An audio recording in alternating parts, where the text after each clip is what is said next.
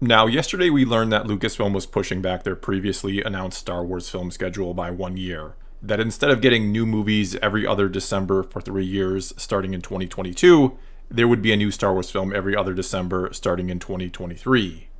And as far as I could tell, fan reaction ranged anywhere from surprise that there was a schedule for new movies in the first place, a lot of people didn't seem to know one existed, to people thinking this was a good thing, that it would allow them more time to get these next movies hopefully right, to some saying, why are they even bothering at this point with new movies? But what I didn't really see were too many people that actually seemed upset or disappointed about this delay. Which is actually kind of sad when you really think about it. It's sad that when fans are told they're tacking on another year before we get the next Star Wars movie, that the general reaction seems to be that this is good or welcome news, or that they just don't care at all. And don't get me wrong, I find myself feeling pretty much the same way. I find myself hoping that this extra year will allow them to formulate a good, solid game plan before jumping into another trilogy, assuming these next 3 movies even will be a trilogy, which has neither been confirmed nor denied at this point. And before going on here, though Lucasfilm didn't give a reason for the delay, the obvious likely cause, and the one they'll cite, is of course the global pandemic.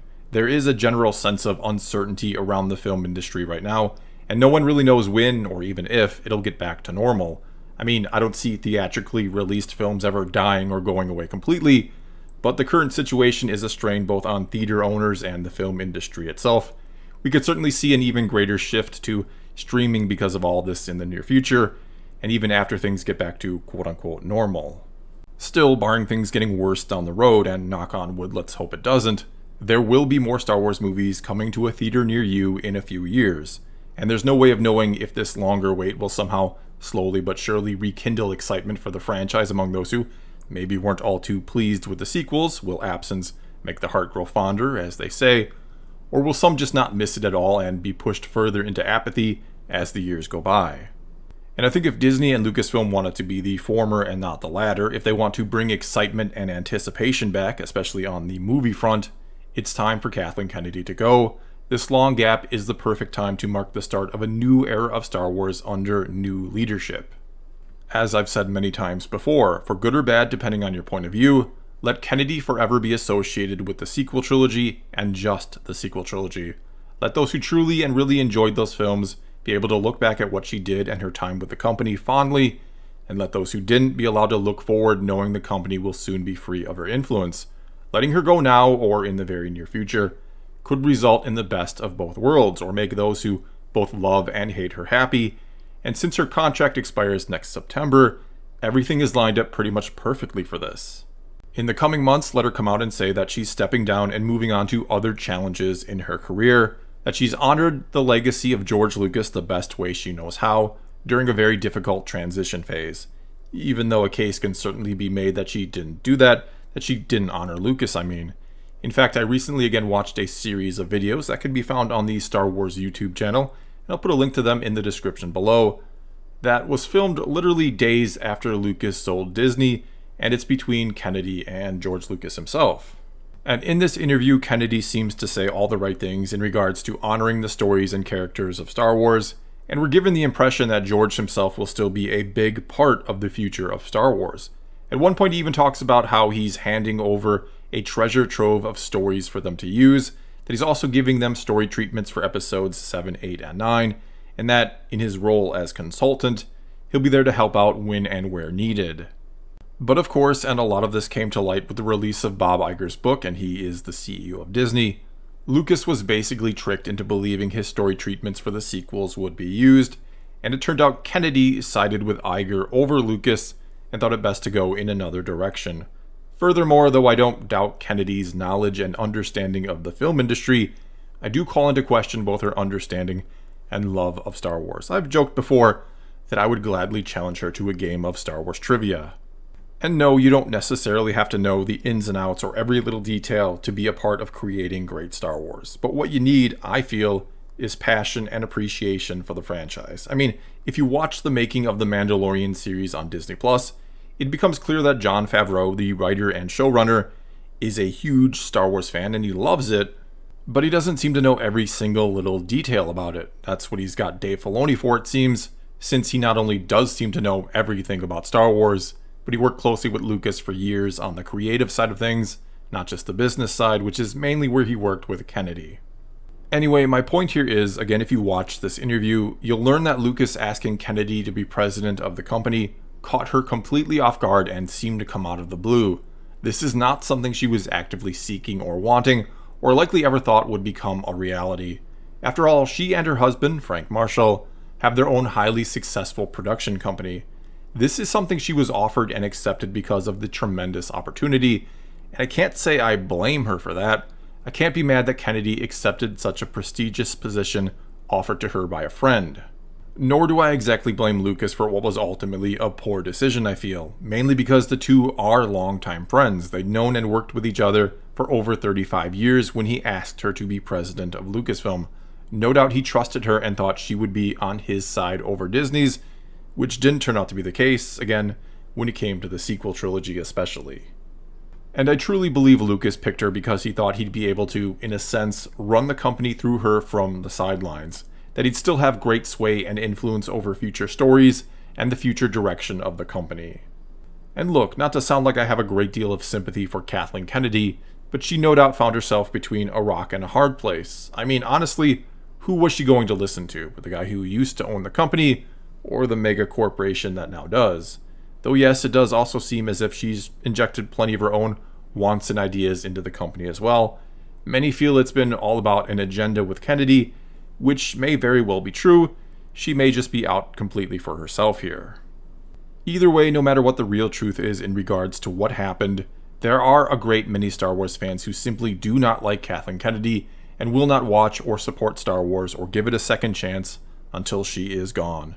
There are also plenty of rumors from within Lucasfilm that many there are also unhappy with her.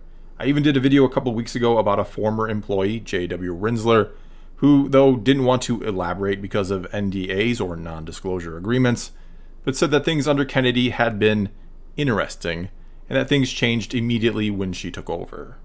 And so just like with pro sports, when a coach has lost the confidence of both the team around them and the fan base, it's time for them to be replaced and for someone new to be brought in.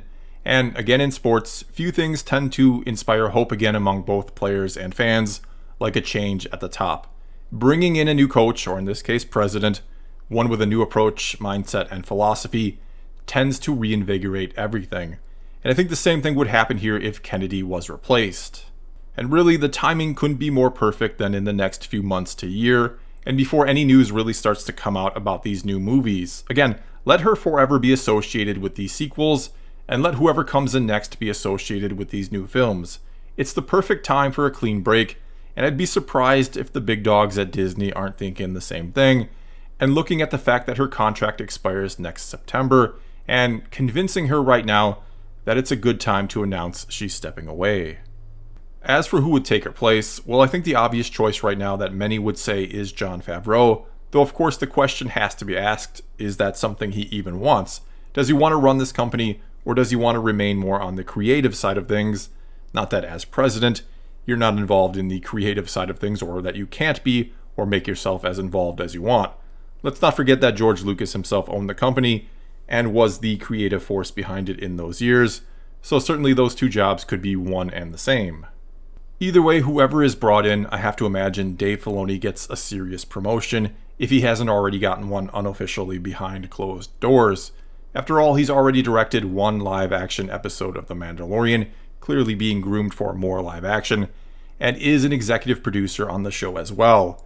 And again, if you watch the behind-the-scenes series or the making of The Mandalorian, it's quite clear that he is Favreau's right-hand man, and that oftentimes, thanks to his vast wealth of knowledge, Favreau is deferring to Filoni on Star Wars-related things. In closing here, I'm going to be very surprised if we don't hear in the not-too-distant future that Kathleen Kennedy is stepping down or leaving Lucasfilm after her contract expires. And whether or not this is something she really wants to do, or is being forced to do behind closed doors, will forever remain a mystery, I think. But I'd imagine Disney is strongly encouraging her to do so, because you gotta believe the last thing they'd want to have to do is to fire her, or say she wants to stay, but we won't be renewing her contract. They simply don't want that headache. They don't want the media to jump all over them about how they're only letting her go because they're giving in to all the toxic online fans who supposedly only hate her because She's a woman and trying to bring more women into the franchise. That's just a PR nightmare they want to avoid, though I'm sure plenty in the media will still make the assumption anyway that she's being forced out to cater to the trolls. But the simple truth is, the sequel trilogy just wasn't as good or as successful as it could have and easily should have been.